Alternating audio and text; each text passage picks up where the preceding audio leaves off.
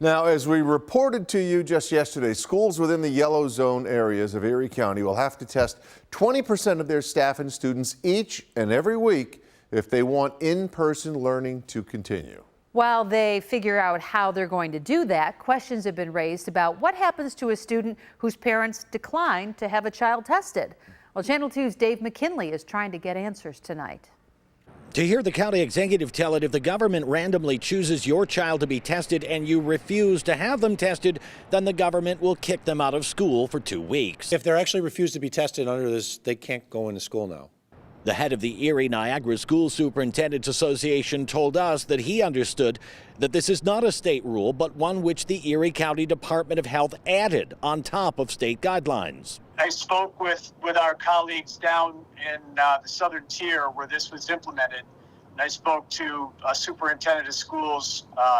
They were in a yellow zone and they had to perform the testing, and they were not required to exclude students whose parents didn't consent from in-person instruction.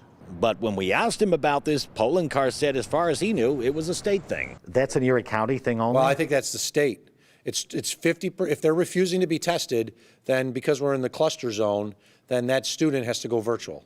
That's what I've been told. We figured if there was one agency that could clear this up, it would be the New York State Department of Health. But in typical state agency fashion, it really wasn't much help at all.